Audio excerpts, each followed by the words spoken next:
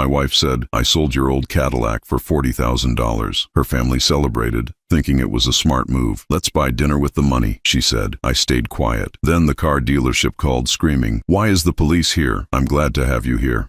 Follow my story until the end and comment the city you're watching from, so I can see how far my story has reached." I stared at my empty garage, the oil stain on the concrete floor, the only evidence that my 1967 Cadillac Eldorado had ever existed. My hands trembled as I gripped the doorframe, trying to process what Melissa had just told me with such casual indifference. "I sold your old Cadillac for $40,000, she announced from behind me, her voice carrying that tone she used when she thought she'd done something particularly clever. "The buyer came this morning while you were at your doctor's appointment." I turned slowly, my 70-year-old joints protesting, and looked at the woman I'd been married to for 38 years. She stood there in our kitchen doorway, arms crossed, wearing that satisfied smirk I'd come to know so well. Behind her, I could see our son Michael and daughter-in-law Jennifer exchanging approving glances. "You sold my car?" The words came out barely above a whisper. I felt like someone had reached into my chest and squeezed my heart with an iron fist. "Oh, Arthur, don't be so dramatic," Melissa waved her hand dismissively. "It was just sitting there collecting dust. When's the last time you even drove that thing? 6 months ago? A year?" Michael stepped forward, putting his hand on my shoulder in that patronizing way that made my skin crawl. "Dad, Mom did you a favor. You're 70 years old. You don't need to be driving around in some ancient gas guzzler. Think about the insurance savings alone." Jennifer nodded enthusiastically, bouncing our 18-month-old grandson Tommy on her hip. "Plus $40,000. That's a small fortune, Grandpa Art. You could buy something practical, maybe a nice sedan with good safety ratings." I wanted to scream. I wanted to tell them that they had no idea what they'd done, that the car wasn't just transportation to me, but when I opened my mouth, nothing came out. The words stuck in my throat like they always did when I tried to explain something important to this family. "We're going to have a celebration dinner," Melissa continued, already mentally spending money that belonged to something precious to me. "I'm thinking that new steakhouse downtown, the one with the $40 ribeyes. We deserve a treat after making such a smart financial decision." Smart financial decision. I closed my eyes and leaned against the garage wall. If only they knew. If only any of them had ever bothered to listen when I tried to tell them about cars, about history, about the things that mattered to me. "Dad, you okay?" Michael's voice seemed to come from far away. "You look pale," I nodded, not trusting myself to speak. How could I explain that they just sold a piece of my soul? How could I make them understand that the Cadillac wasn't just a car, but the last tangible connection I had to my father? The worst part was how pleased they all looked with themselves. Melissa was already on her phone, probably making dinner reservations. Jennifer was cooing to Tommy about how Grandpa was going to buy him lots of toys with his car money. Michael was nodding approvingly, like he'd personally overseen some brilliant business transaction. None of them asked me how I felt about it. None of them considered that, maybe, just maybe, I should have been consulted before they disposed of my property. In their minds, I was just a confused old man who needed their guidance to make smart decisions. I walked back into the house and sat heavily in my recliner, the same chair I'd been relegated to for the past 5 years as my family increasingly treated me like furniture. Melissa bustled around the kitchen, talking excitedly about appetizers and wine pairings while Michael and Jennifer discussed how I should invest the money. "A CD would be safest," Jennifer was saying. "With his age, he can't afford to take risks in the stock market. Or maybe we should help him set up one of those high-yield savings accounts," Michael added. "Keep it liquid in case he needs it for medical expenses." They talked about me like I wasn't sitting 10 feet away, like I was already dead and they were dividing up my estate. The money from my car, my father's car, had become their windfall to manage. I thought about the day my father gave me that Cadillac. I was 22, fresh out of college, about to start my first real job. Dad had bought it new in 1967, midnight blue with white leather interior, and he'd babied that car for 15 years before passing it down to me. "Take care of her, Arthur," he'd said, running his weathered hand along the pristine hood. "She's got character, not like these plastic pieces of junk they're making now." I'd driven that car to my first job, to my wedding, to the hospital when each of my children was born. I'd spent countless weekends in the garage with my father, learning how to maintain her, how to appreciate the craftsmanship that went into every detail. Even after Dad passed away 10 years ago, working on that Cadillac felt like spending time with him. But try explaining that to Melissa. Try telling her that some things have value beyond their price tag. I'd learned long ago that my wife viewed everything through the lens of immediate practicality. If something wasn't serving an obvious purpose in her daily life, it was clutter to be eliminated. "Arthur, stop sulking." Melissa's sharp voice cut through my memories. "We're doing something nice with the money, as a family. Isn't that what matters?" I looked up at her, this woman who'd shared my bed for nearly 4 decades but had never really known me at all. "You should have asked me first." She laughed, actually laughed. "Asked you? Honey, we both know you would have said no. You'd have given me 100 reasons why that old car needed to stay in our garage forever, taking up space we could use for something useful. It was useful to me." "Sitting there covered in dust is useful?" Jennifer chimed in. "Grandpa Art, you haven't even started it in months." That wasn't true, but I didn't bother correcting her. I'd started the Cadillac every Sunday morning, just like my father taught me. I'd let her warm up while I checked the fluid levels and tire pressure. Sometimes I'd take her for a short drive around the neighborhood, feeling the smooth power of that 428 cubic inch V8 engine purring beneath the hood. But they never saw those Sunday mornings. They never witnessed my weekly ritual of connection with the past. In their world, if they didn't observe something happening, it simply didn't exist. My phone rang, startling everyone. The caller ID showed a number I didn't recognize, but something told me to answer. "Is this Arthur Stevenson?" The voice on the other end sounded frantic, almost panicked. "Yes, this is Arthur." "Sir, this is Bill Patterson from Patterson Classic Cars. I need to ask you something very important. Did you sell me a 1967 Cadillac Eldorado today?" My heart started pounding. The room went quiet as my family sensed something was wrong. My wife handled that transaction. "Sir, I need you to listen to me very carefully. The police are here. They're asking questions about this car, and I need to know. Are you absolutely certain you authorized this sale?" The phone slipped from my trembling fingers and clattered to the floor. Melissa's face had gone white as snow. Michael and Jennifer were staring at me with wide, confused eyes. From the dropped phone, I could hear Bill Patterson's voice growing more urgent. "Mr. Stevenson? Mr. Stevenson, are you there? Sir, why are the police asking me about stolen property?" The silence in our living room was deafening after I hung up the phone with Bill Patterson.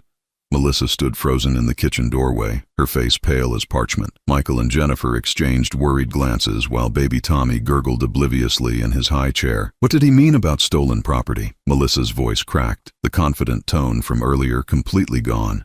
I picked up the phone from where it had fallen and set it carefully on the side table. My hands were steadier now, steadier than they'd been in years. Something about hearing that panic in Bill Patterson's voice had awakened something in me that had been sleeping for far too long. "Arthur, answer me." Melissa stepped closer, her eyes darting between me and the phone. "What's going on?" I looked at her for a long moment. This woman who'd just sold away 15 years of memories without a second thought. How do you explain to someone who's never valued anything beyond its immediate utility that some possessions carry the weight of entire lifetimes? "That car," I said quietly, "wasn't just any 1967 Eldorado." "What do you mean?" Michael asked, shifting uncomfortably in his chair. I closed my eyes and let myself drift back to 1992, 13 years after I'd inherited the Cadillac from my father. I was 45 then, still young enough to crawl under cars without my back screaming in protest, still naive enough to believe that sharing my passions with my family would bring us closer together. I'd been in the garage that Saturday morning, replacing the carburetor gaskets, when I found the envelope tucked behind the glove compartment. My name was written on it in my father's careful handwriting. "For Arthur, when you're ready to understand." Inside were papers I'd never seen before, documentation from the Cadillac factory in Detroit, letters from engineers. Most importantly, a certificate of authenticity that made my hands shake as I read it. My father's 1967 Eldorado wasn't just any Eldorado. It was one of only 12 ever built with a special high-performance engine package that Cadillac had developed but never officially released. The package had been a secret project, assembled by hand for a select group of Cadillac executives and automotive journalists. Each car was essentially a prototype, worth exponentially more than a standard Eldorado. But my father had never told me. He'd kept that secret right up until his death, leaving me to discover it years later, when I was mature enough to handle the responsibility that came with such knowledge. Dad? Michael's voice pulled me back to the present. You're scaring us.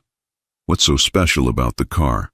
I opened my eyes and looked at my son, this 42-year-old man who'd never shown the slightest interest in anything I cared about. How many times had I tried to share my knowledge of cars with him? How many Saturday mornings had I invited him to the garage only to be told he had more important things to do? Your grandfather, I began, my voice growing stronger with each word, was more than just a mechanic. He was what they called a car whisperer back in his day. Cadillac consulted with him on special projects. Jennifer scoffed. Grandpa was a mechanic at a local garage. I remember you telling us that. He was, but he was also one of the most respected engine specialists on the East Coast. Cadillac flew him to Detroit 6 times in 1967 to work on a secret project. Melissa's eyes narrowed. You never mentioned any of this before. I tried to.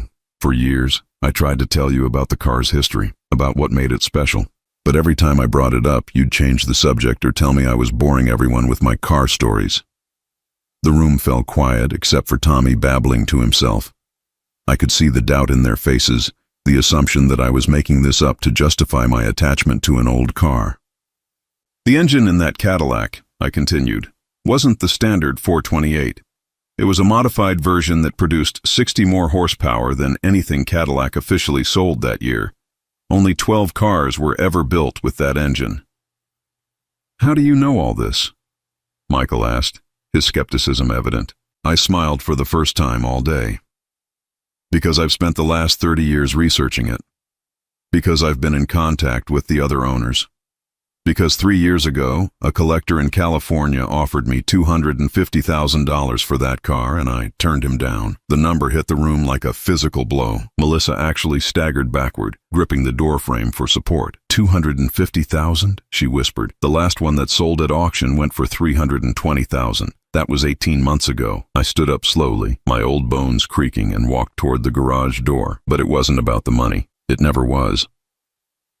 I opened the door and stepped into the empty garage, breathing in the lingering scent of motor oil and memories. Behind me, I could hear my family following, their footsteps hesitant on the concrete floor. This is where I spent every Sunday morning for the past 10 years, I said, running my hand along the workbench where my tools still lay organized exactly as I'd left them. Not because I had to, but because I wanted to, because maintaining that car was like maintaining a connection to my father. I pulled open a drawer in the workbench and withdrew a thick folder, its edges worn from years of handling. Inside were photographs, documents, correspondence with other collectors, and detailed maintenance records going back 40 years. He kept everything, I said, showing them pictures of my father working on the Cadillac's engine alongside men in Cadillac engineering uniforms. Every oil change, every repair, every modification. He documented it all because he knew someday it would matter. Jennifer picked up one of the photographs, squinting at the date stamp, October 1967. This is really Grandpa? That's him, working with the Cadillac team on the final engine adjustments before delivery. I pointed to a younger version of my father, his sleeves rolled up, his face intense with concentration. He was proud of that work, but he never bragged about it. He wasn't that kind of man. Melissa was frantically flipping through the documentation, her face growing paler with each page. Arthur, why didn't you ever show me these papers? I turned to face her, and for the first time in years, I didn't try to soften my words. Because you never asked. Because every time I tried to talk about the car, you made it clear that you thought it was a waste of time. Because you treated my interests like they were foolish hobbies that didn't matter. The truth hung in the air between us like smoke from a fire that had been smoldering for decades. I could see the exact moment when Melissa realized what she'd done, when the magnitude of her mistake finally penetrated her consciousness. But it's just a car, she said weakly, though her voice lacked any conviction. No, I said firmly, it's history, it's craftsmanship. It's the last thing my father and I worked on together before he got too sick to come to the garage. I closed the folder and held it against my chest. It's everything you never bothered to understand about me. My phone rang again. Bill Patterson's number. This time when I answered, his voice was calmer but urgent. Mr. Stevenson, I need you to come down here immediately. The police want to speak with you about the ownership documentation for this vehicle. There are some irregularities they need to discuss. I looked at Melissa, whose face had gone from pale to gray. What kind of irregularities? Sir, did you personally sign the title transfer? Because the signature on this paperwork doesn't match the signature on your driver's license. The phone slipped from my hand again, but this time I let it fall. Behind me I could hear Melissa's sharp intake of breath, the sound of someone who had just realized that her clever plan had crossed a line she never intended to cross. For the first time in 38 years of marriage, I truly saw my wife clearly. And what I saw was a stranger who had been living in my house, making decisions about my life, treating me like an obstacle to be managed rather than a partner to be respected. The police were coming, and everything was about to change. The drive to Patterson Classic Cars felt like the longest 20 minutes of my life. Melissa sat rigid in the passenger seat, her hands clenched so tightly in her lap that her knuckles had turned white. She hadn't spoken a word since we left the house, but I could practically hear her mind racing, trying to figure out how to talk her way out of the mess she'd created. Michael had insisted on following us in his own car, bringing Jennifer and the baby. I'd told them it wasn't necessary, but my son had developed this habit over the years of treating me like I couldn't handle important situations on my own. Today, for the first time, I was grateful for his interference. I had a feeling I was going to need witnesses for whatever was about to unfold. Patterson Classic Cars sat on the outskirts of town, a sprawling lot filled with pristine vintage automobiles that gleamed under the afternoon sun. I'd driven past this place countless times over the years, always slowing down to admire the inventory, but I'd never had reason to stop. Bill Patterson had a reputation for dealing only in the most exceptional classic cars, the kind that serious collectors fought over at auctions. As we pulled into the parking lot, I could see my Cadillac immediately. She sat apart from the other vehicles, surrounded by 3 police cars and a small crowd of people in suits. Even from a distance, she looked magnificent, her midnight blue paint catching the light like liquid metal, her chrome bumpers gleaming like mirrors. For a moment, my heart swelled with pride at how beautiful she still was after all these years. Then I saw the tension on the faces of the people gathered around her, and reality crashed back down on me. Bill Patterson approached our car before we'd even finished parking. He was a tall, thin man in his 60s with graying hair and worried eyes behind wire-rimmed glasses. His usual confident demeanor, the kind you'd expect from someone who dealt in 6-figure automobiles, had been replaced by barely controlled panic.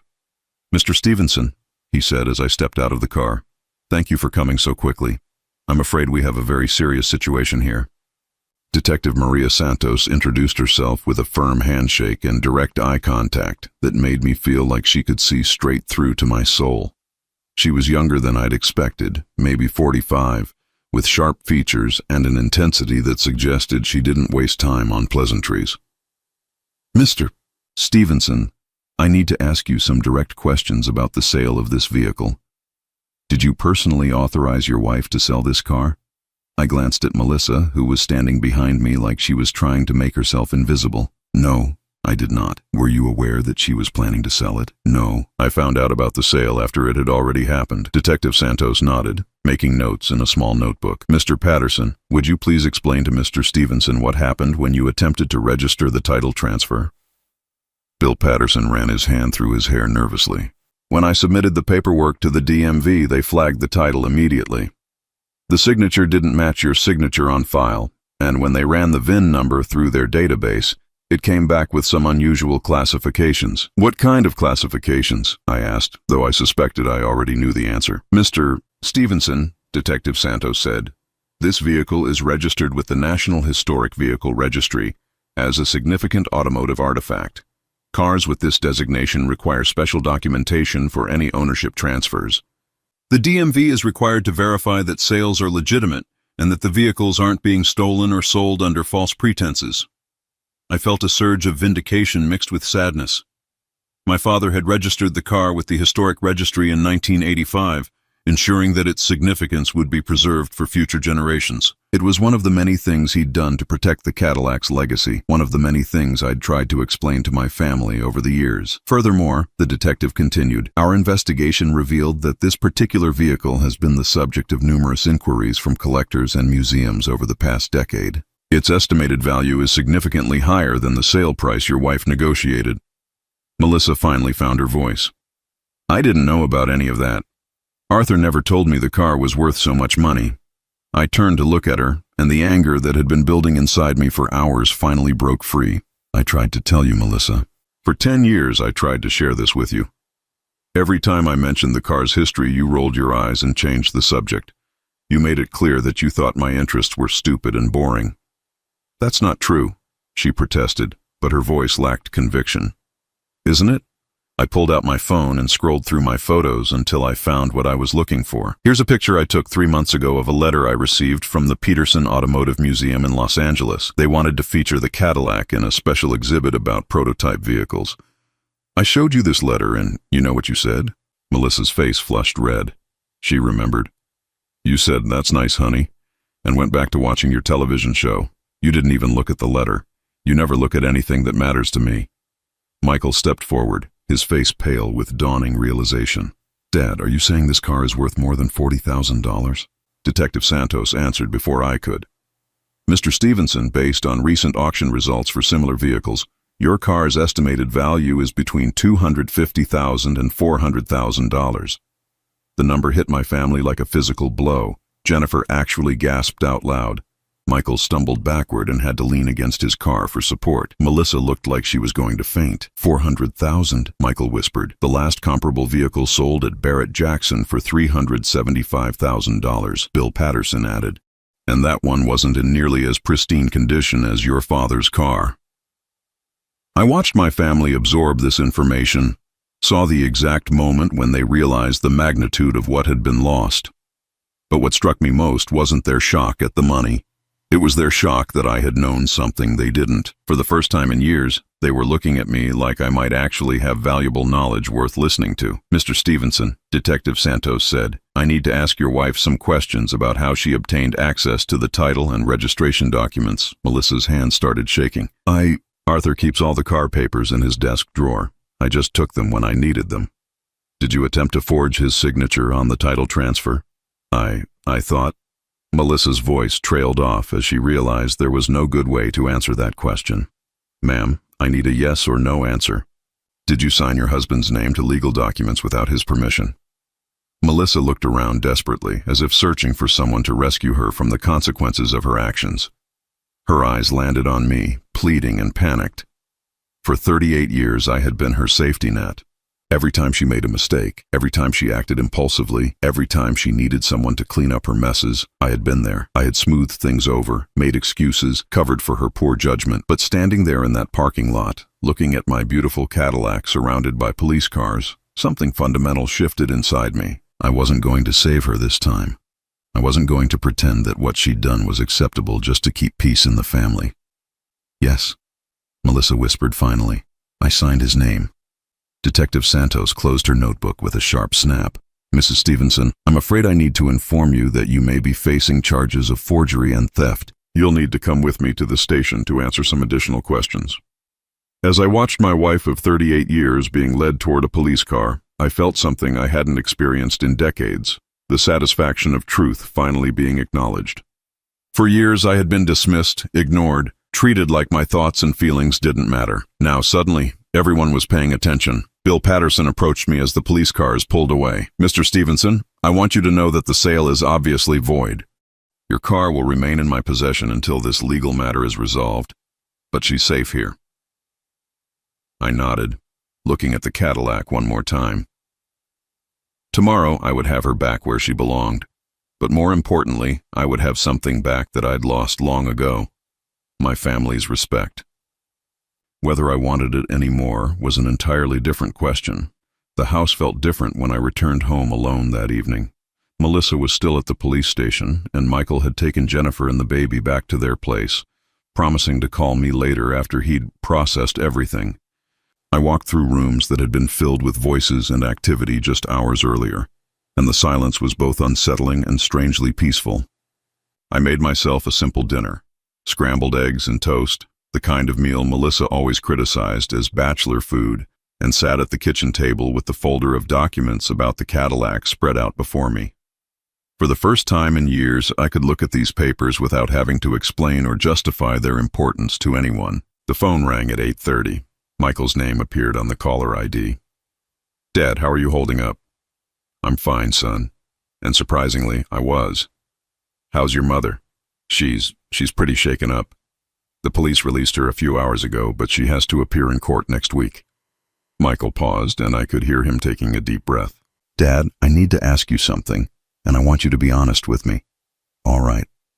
Did you really try to tell us about the car? About how valuable it was? I leaned back in my chair, thinking about all the conversations we'd never really had. All the times I'd started to share something important only to be dismissed or ignored. Michael, 3 years ago at Christmas, I brought down a book about prototype Cadillacs. I spent 20 minutes showing you pictures of cars just like mine, explaining about the special engines, the limited production numbers. Do you remember what you said? Silence on the other end of the line. You said, "That's interesting, Dad," and then you immediately started talking about your promotion at work. You've always done that, son. All of you have. Whenever I try to share something that matters to me, you find a way to redirect the conversation to something you think is more important. I remember that Christmas. I thought you were just showing me old car pictures. They weren't just old car pictures. They were documentation of automotive history, evidence of why my car was special. I pulled out one of the articles from the folder, a piece from Hemmings Motor News that featured a 2-page spread about prototype Eldorados. I've tried to share this passion with you and your sister for decades, but none of you ever wanted to listen. Michael was quiet for a long moment. When he spoke again, his voice sounded different, smaller somehow. Dad, I'm starting to realize that maybe we haven't been very good at listening to you about a lot of things. That admission hung between us like a bridge neither of us was quite ready to cross. I wanted to tell him that it was okay, that we could start over, that families make mistakes and learn from them, but the words wouldn't come. The hurt was too deep, had been building for too many years. Your mother took those papers from my desk without asking, I said instead. She forged my signature on legal documents. She sold something that belonged to me without my knowledge or consent. Those aren't mistakes, Michael. Those are choices. I know. But Dad, she's family. We have to figure out how to work through this. Family. The word that had been used to justify so many years of dismissal and disrespect. The excuse that was supposed to make everything acceptable because we shared the same last name. Michael, can I ask you something? When was the last time you called me just to talk? Not because you needed something, not because your mother told you to check on me, but just because you wanted to hear my voice. The silence stretched so long I thought he might have hung up. I don't remember, he admitted finally. When was the last time you asked about my hobbies, my interests, my thoughts about anything that mattered to me? Dad, please don't. When was the last time any of you treated me like I was a person worth knowing instead of just an old man who needed to be managed and protected from his own decisions? I heard Michael's sharp intake of breath. That's not fair, isn't it? I stood up and walked to the kitchen window, looking out at the empty driveway where the Cadillac should have been parked. For 5 years, you've all been making decisions for me.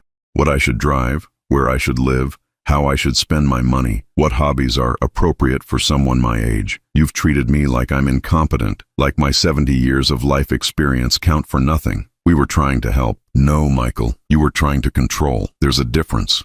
The next morning brought unexpected visitors. I was in my workshop area of the garage, organizing tools and trying to restore some sense of normalcy to my routine, when I heard cars pulling into the driveway.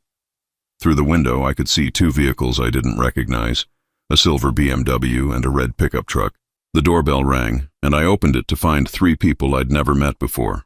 An elderly man with a carefully groomed beard, a middle-aged woman with intelligent eyes, and a younger man who looked like he might be a mechanic, based on his work clothes. Mr. Stevenson, the older man asked. I'm Robert Chen. I understand you own a 1967 Eldorado prototype. I'm sorry, how did you... Word travels fast in the collector car community, the woman said, extending her hand. I'm Dr. Sarah Martinez from the Automotive Heritage Foundation. This is Tommy Ricci, one of the finest restoration specialists on the East Coast. Robert Chen smiled apologetically. Mr. Stevenson, I hope you don't mind the intrusion, but when we heard that your car had surfaced for sale, we had to reach out. I've been searching for one of these prototypes for 15 years. Searching for one? I own 2 of the other 11, he explained. I've been trying to document the history of all 12 cars for a book I'm writing about Cadillac's secret projects. Your car is the most complete example we've found. Dr. Martinez pulled out a tablet and showed me photographs of beautifully restored classic cars in museum settings. Mr. Stevenson, the Automotive Heritage Foundation preserves significant vehicles for future generations. We'd love to discuss the possibility of featuring your car in our permanent collection. I invited them in, still processing the fact that strangers knew more about my car's current situation than my own family had known about its historical significance. As we sat in my living room, they told me stories about the other prototype owners, about the network of enthusiasts who'd been tracking these rare vehicles for decades. Your father, Robert Chen said, consulting notes on his phone, corresponded with my friend Harold Weinstein back in the 1980s. Harold owns car number 7. They exchanged detailed maintenance records and photographs. He showed me copies of letters written in my father's careful handwriting, discussing technical details about the special engines, sharing information about parts availability and restoration techniques. It was like discovering a whole side of my father's life that I'd never known existed. He was quite respected in our community, Dr. Martinez added. His documentation of the prototype specifications was instrumental in helping us understand the engineering differences between these cars and the standard production models. Tommy Ricci leaned forward, his eyes bright with enthusiasm. Mr. Stevenson, I've been working on classic Cadillacs for 30 years, and I've never seen one maintained as meticulously as yours. The engine compartment is absolutely pristine. Every component is either original or correctly restored using period-appropriate techniques.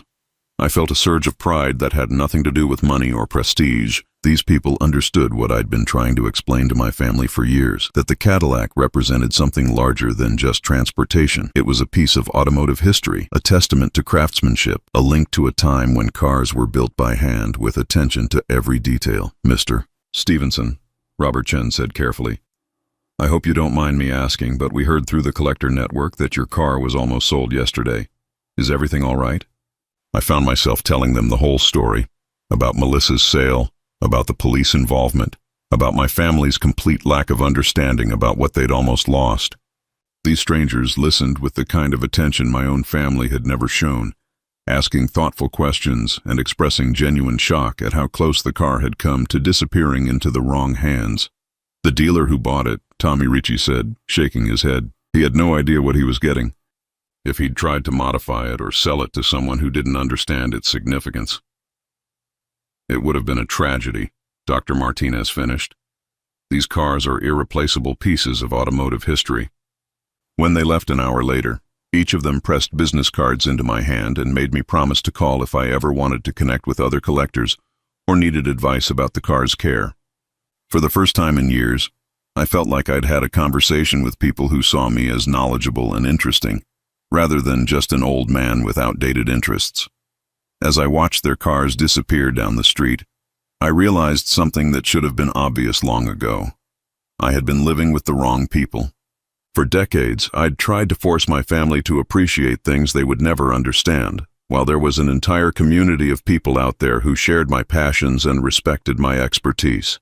That evening, Melissa came home from her sister's house where she'd been staying since her release from the police station. She looked exhausted and defeated, her usual confident demeanor replaced by something I'd rarely seen in her. Uncertainty. Arthur, she said quietly, we need to talk. I looked up from the collector car magazine I'd been reading, one that Robert Chen had left for me, with an article about prototype vehicles that included a mention of my father's documentation work. All right, I said, let's talk. Melissa sat across from me at our kitchen table, the same table where she'd announced the sale of my Cadillac just 2 days earlier. Her hands were folded in her lap, and for the first time in our 38-year marriage, she looked genuinely unsure of herself. I know you're angry, she began, her voice barely above a whisper. I know I made a terrible mistake. I set down the collector magazine and studied her face. The woman who had always been so certain of her decisions, so quick to dismiss my concerns, now looked small and vulnerable. Part of me, the part that had spent decades trying to keep peace in our household, wanted to comfort her, to tell her that everything would be all right. But I couldn't. Not this time. A mistake, I repeated slowly. Is that what you call forging my signature? Taking my property without permission? Selling something that meant everything to me? Her eyes filled with tears. I didn't know it meant everything to you. You never said. I said it every day for 10 years. The words came out harder than I'd intended, but I didn't soften them.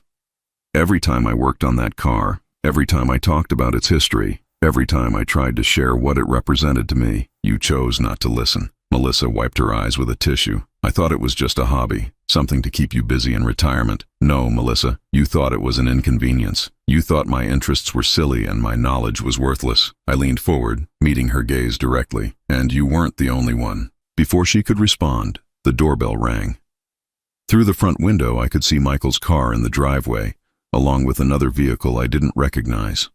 When I opened the door, I found Michael standing beside a well-dressed woman with a briefcase. "Dad," Michael said, his voice tense. "This is Patricia Holloway, Mom's attorney.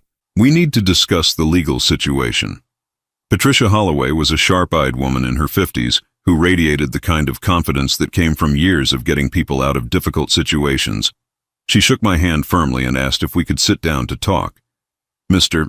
Stevenson," she said once we were all seated in the living room, "your wife has shared with me the circumstances surrounding the sale of your vehicle. I understand there's been a misunderstanding about ownership and authorization."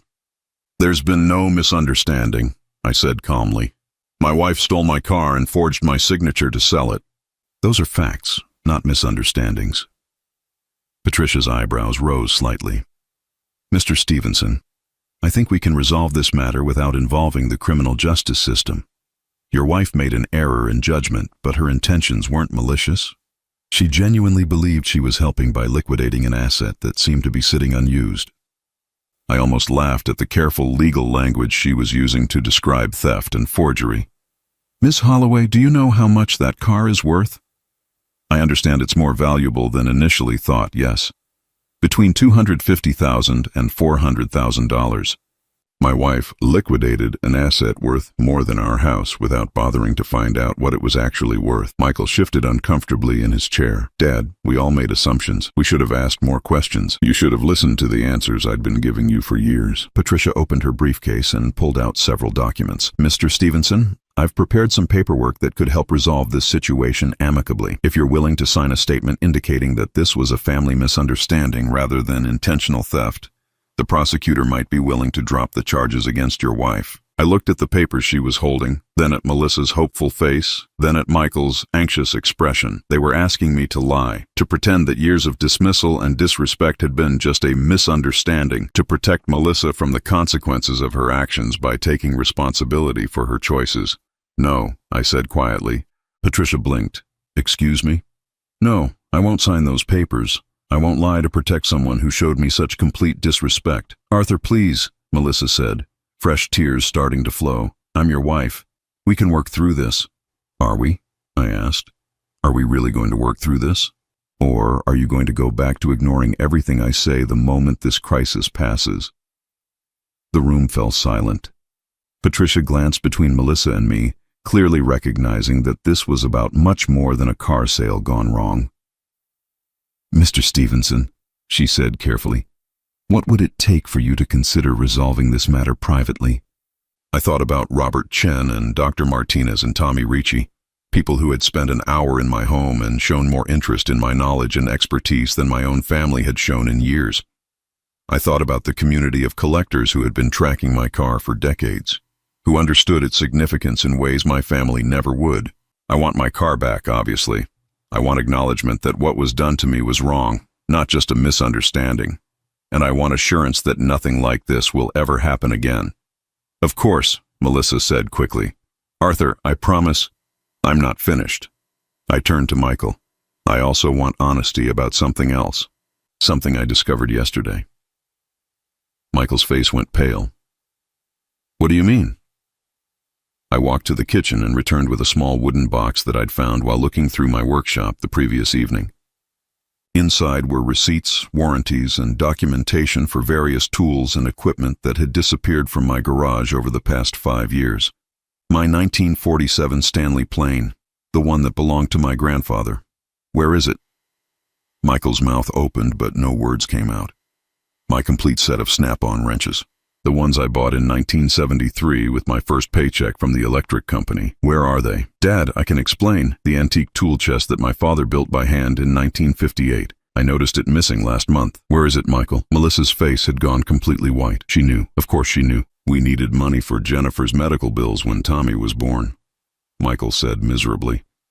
Mom suggested that you had a lot of old tools that you weren't using anymore, and there's this antique dealer who you've been stealing from me for years." The words came out flat, emotionless.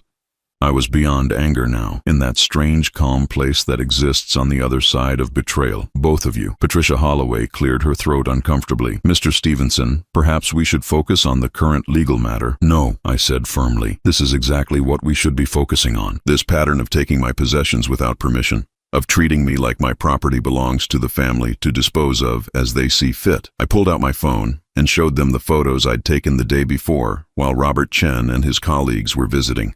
Pictures of empty spaces in my workshop where tools should have been.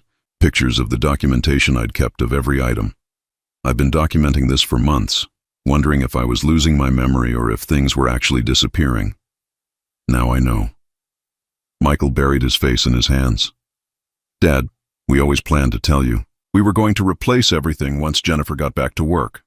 "With what money? You sold tools worth thousands of dollars to pay for medical bills, then planned to replace them with inferior modern versions from the hardware store?" "We didn't know they were valuable," Melissa said desperately. "Because you never asked. Because you assumed that anything old was worthless, that anything I cared about was expendable." I looked at each of them in turn. How many other things have disappeared that I haven't noticed yet?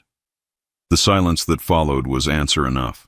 Patricia Holloway stood up, her professional composure finally cracking. "Mr. Stevenson, I think I need to advise my client that this conversation should end here. Given the scope of what's being discussed, Mrs. Stevenson may need different legal representation." "That's probably wise," I agreed, "because this isn't just about one car anymore." After Patricia and Michael left, Melissa and I sat alone in our living room for the first time since this whole situation began. The house felt different now, charged with truths that had been hidden for too long. "Arthur," she said finally, "what do you want from me? What do I need to do to fix this?" I looked at this woman I'd shared a life with for nearly 4 decades, and I realized that the question itself revealed how little she understood about what had been broken between us. "I don't think you can fix it, Melissa," I said quietly. "I don't think you even understand what needs to be fixed. Then help me understand." I pulled out the collector car magazine that Robert Chen had left for me and opened it to the article about prototype vehicles. "See this? This article mentions my father's work documenting these cars. It calls him instrumental in preserving automotive history. There are people all over the country who know his name, who respect what he accomplished." Melissa looked at the page, reading slowly. "Yesterday, 3 strangers drove to our house because they wanted to meet the son of the man who helped preserve these cars. They spent an hour asking about my knowledge, my experiences, my insights. They treated me like I had something valuable to offer." I closed the magazine and set it aside. "You've lived with me for 38 years, and you've never once treated me like I had anything valuable to offer. You've never asked about my father's work, never shown interest in my knowledge, never acknowledged that I might know something worth knowing." Melissa's tears were flowing freely now. "I'm sorry. I'm so sorry, Arthur. I didn't realize." "That's the problem, Melissa. You didn't realize because you didn't want to realize. It was easier to dismiss me than to take the time to understand me." The phone rang, interrupting our conversation. It was Detective Santos. "Mr. Stevenson, I wanted to let you know that we've completed our investigation. Your vehicle will be returned to you tomorrow morning. However, I need to inform you that we've uncovered additional irregularities in the paperwork that your wife submitted. We may need to expand our investigation beyond just this single incident." I looked at Melissa's stricken face and made a decision that surprised even me. "Detective Santos, I appreciate your thoroughness, but I think one case is sufficient. My wife understands the seriousness of what she did. I don't think we need to complicate matters further." After I hung up, Melissa stared at me in shock. "Why did you do that?" "You could have." "Because," I said, standing up and walking toward the garage, "I'm not interested in revenge. I'm interested in respect. And respect can't be forced or legislated. It has to be earned." I paused at the garage door and looked back at her one last time. "The question now is whether you think I'm worth the effort of earning it." 3 months later, I stood in my new garage, watching the morning sunlight stream through the windows and illuminate my 1967 Cadillac Eldorado. She looked magnificent in her new home, a modest 2-bedroom house on the outskirts of town that I'd purchased with money from the sale of half my tool collection to serious collectors who appreciated their historical value. The decision to leave Melissa hadn't been dramatic or angry. It had been quiet, methodical, and surprisingly peaceful. After 38 years of trying to force a square peg into a round hole, I'd simply stopped trying. The divorce papers had been signed 6 weeks ago. Melissa kept the house and most of our joint assets. I kept my car, my remaining tools, and something far more valuable, my dignity. My phone buzzed with a text message from Robert Chen. "Arthur, the Pebble Beach Concours Committee approved our application. Your Eldorado will be featured in the prototype class next month. This is quite an honor." I smiled, remembering how Melissa used to roll her eyes whenever I mentioned car shows. "Just a bunch of old men pretending their toys are important," she'd say. Now my toy would be displayed at one of the most prestigious automotive events in the world, recognized for its historical significance by people who understood such things. The doorbell rang and I opened it to find Tommy Ricci holding a large manila envelope. "Arthur," he said with a grin, "you're going to want to see this." Inside the envelope were photographs from a classic car auction held the previous weekend in Arizona. One of the other prototype Eldorados, car number 8, according to Robert Chen's numbering system, had sold for $425,000. "Yours is in better condition than that one," Tommy said, settling into the comfortable chair I'd placed in the garage for visitors. "With the documentation you have, the maintenance records your father kept, the provenance, if you ever wanted to sell, you could probably get close to $500,000. I set the photographs aside and ran my hand along the Cadillac's fender. "I'll never sell her." "I didn't think you would. But it's nice to know what she's worth, isn't it?" It was nice, but not for the reasons people might expect. The money wasn't what mattered. It was the validation. For years I'd been told that my interests were worthless, that my knowledge was irrelevant, that my passions were silly hobbies that didn't matter. Now I had proof that I'd been right all along. Tommy pulled out his phone and showed me pictures from a classic car meet he'd attended the previous weekend. "There's a group of us getting together next Saturday at the Peterson Museum in LA. 5 of the 12 prototype owners will be there. Robert really wants you to come." I'd been to more car events in the past 3 months than in the previous 10 years combined. It wasn't just about the cars. It was about the community. These people listened when I spoke. They asked thoughtful questions about my father's work, about restoration techniques, about the technical differences between prototype and production models. They treated me like an expert because it turned out I was one. "I'll be there," I said. "I'm planning to drive the Cadillac down. She needs a good long road trip."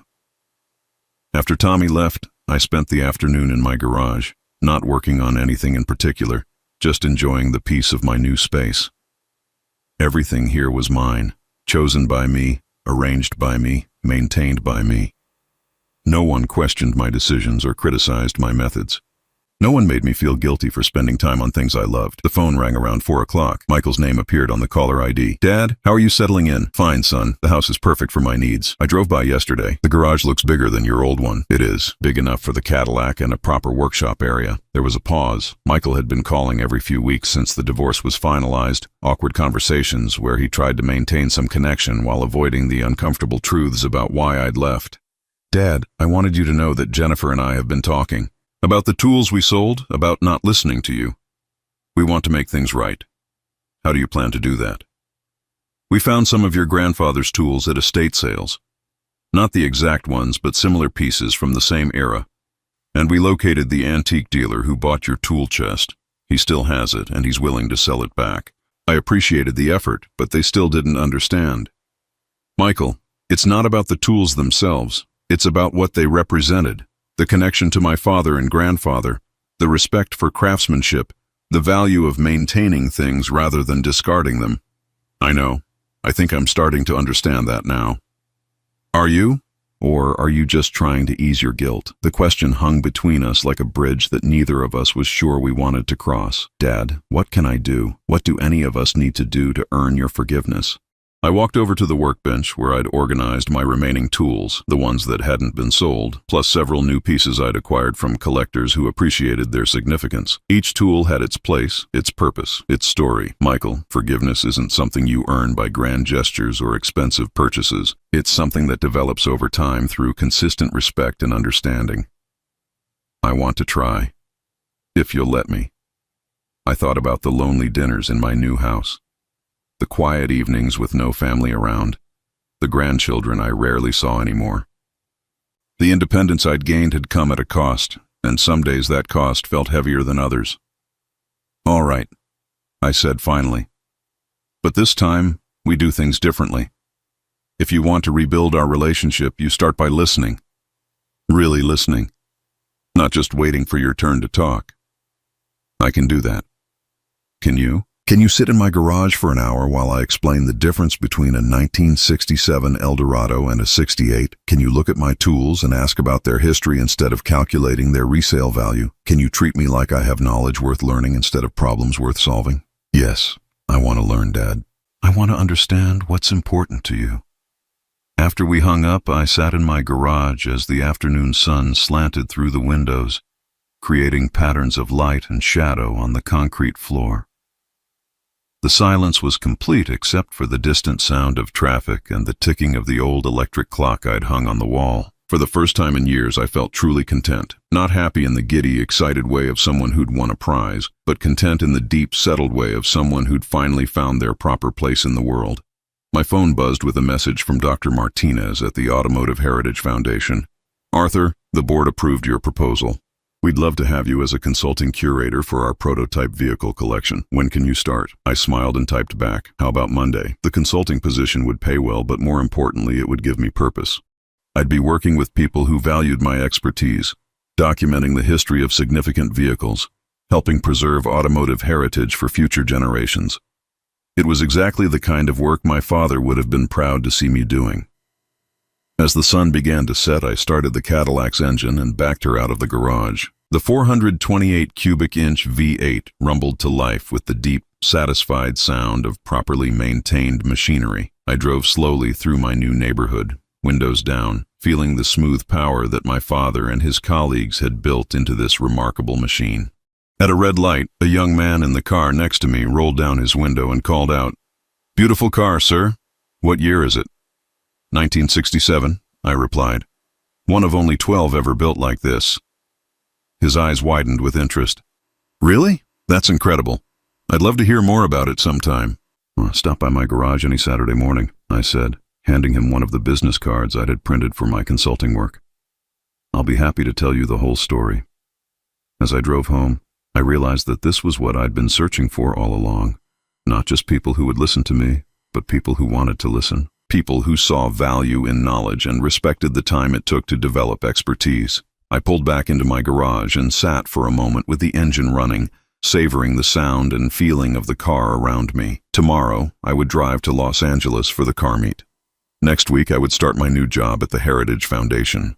Next month, the Cadillac would be displayed at Pebble Beach, appreciated by thousands of people who understood automotive history. But tonight, I was simply a 70-year-old man sitting in his garage with his father's car, finally at peace with the choices he'd made. I turned off the engine and sat in the sudden quiet, surrounded by tools that belonged to me, in a space that was truly mine, with a future that I would define on my own terms. For the first time in decades, I wasn't waiting for someone else's approval or permission. I was free.